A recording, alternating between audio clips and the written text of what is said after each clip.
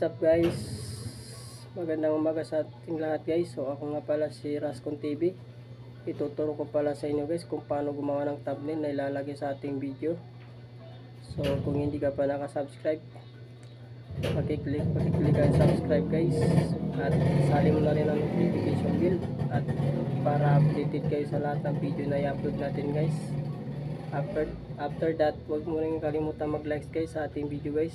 At i-share mo itong video guys para mapanood ng iba at matutunan din ng iba guys. So after that guys, kung wala pa kayong background guys, so punta tayo dito sa Google. So hanap tayo ng background na gusto natin. Pero kung may background ka na guys, so pwede ka na mag-edit dun sa CapCut. So search natin dito Pixel. So marami kayong pagpipilian dito na background na ilalagay sa ating thumbnail. So click natin yan. So yan. So yan, marami yan guys, marami kayong pagpipilian dyan. So kung tinatanong kung paano i-download yan guys, so click mo yan yung arrow na pababa.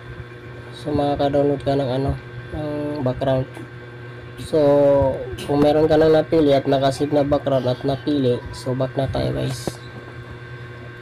So punta na tayo sa ating CapCut kasi doon tayo mag-edit. Kasi ako meron na akong background guys na nakasave.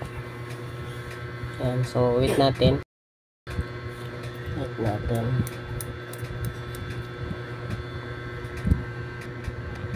Yan. Punta na tayo sa new project. So pagkatapos punta tayo dito sa photos, kunin natin yung background na gusto natin. So ito sa akin kulay pink at saka violet.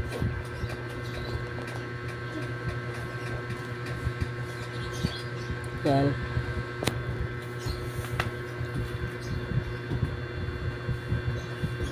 So after that, so kailangan naka 16 by 9 yan guys. So paano ba 16 by 9? So punta ka dito sa aspect ratio. So yan, marami yan guys. So kailangan dito kailangan naka 16 by 9 yan guys. So start na tayo. So pagkatapos nan guys, so hanap naman tayo ng ating photo. So punta ka dito sa overlay sa baba. So pagkatapos nyan, add overlay. Then hanap ka ng picture na ilalagay mo doon. So ito sa akin. Yan. So pagkatapos nyan guys, so i-remove natin yung background. So yan, wala na yung background. So pagkatapos punta ka dito sa stroke, kung lagyan mo ng shadow. Yan. Ito sa akin. So okay, pwede mo rin siya ng i-adjust.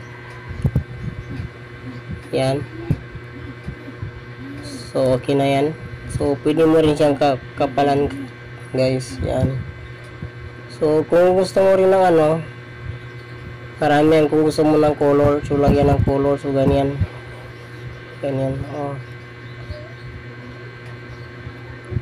Yan. So ito sa akin kulay blue na lang, so babawasan ko ng shadow. Yan. So pagkatapos niyan, back mo na yan. So pagkatapos i-adjust na natin.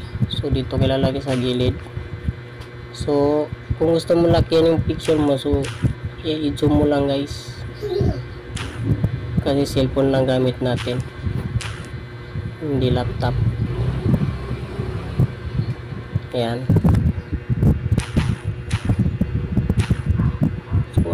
So adjust lang guys. Ayan. So pagkatapos nyan, so kung gusto mo lagyan ng parang arrow, so punta ka dito sa sticker. Yan. So dito. Yan.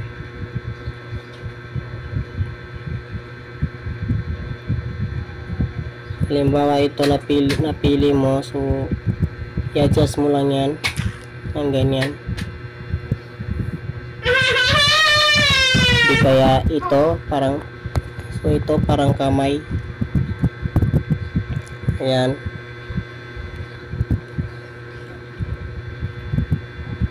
Hanap tayo ng iba. So ito na lang napili ko, ito maganda kasi ano, yan. So pwede mo siya liitan. Ayan, ilagay natin dyan, yan. Pagkatapos check mo na yan, check, yan. So pagkatapos nyan guys, gawa na tayo ng text. Yan, dito sa gilid at text.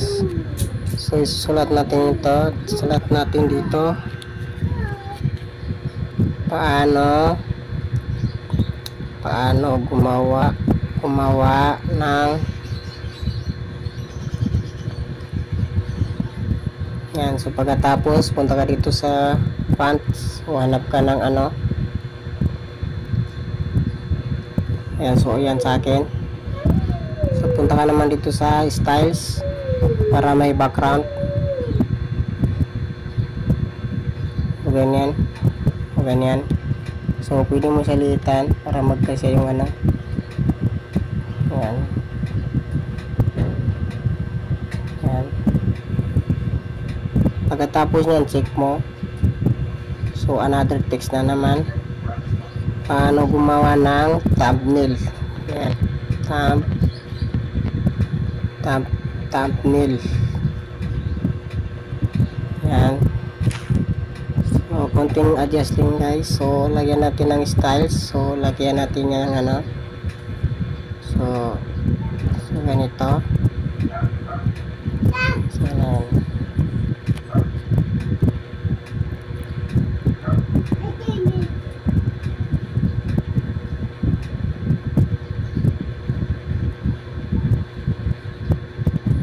Yan. So pwede mo rin siyang baguhin yung ano, yung kulay dito sa styles. Hanap tayo, marami yan guys, violet. So yan. Tapos check paano gumawa ng thumbnail. Tapos another text, add text, paano gumawa ng thumbnail na ilalagay sa video.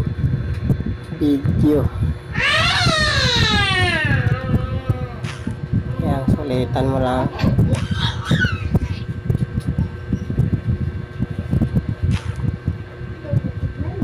Video. Paano gumawa ng thumbnail na ilalagay sa video. Yan.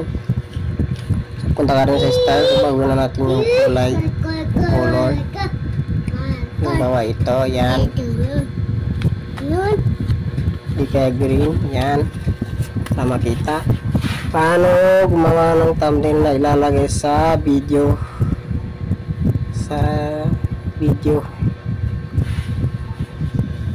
Yan.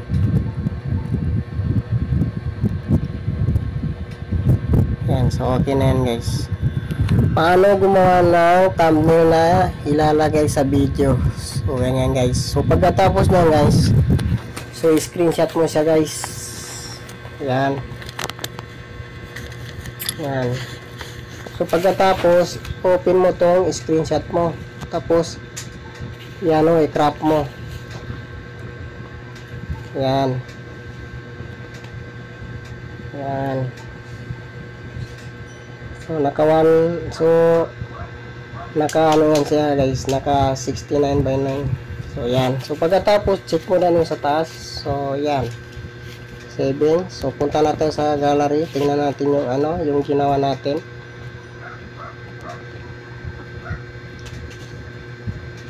So ito yung ginawa natin. Yan. So So kung nagustuhan mo itong video guys, huwag kalimutan i-share at pa-like din yung itong video. At kung hindi subscribe guys, pwede pag-click ang subscribe. At sali mo na rin yung notification bell para kayo sa lahat ng video na i-upload ko guys. So yun lang, maraming salamat.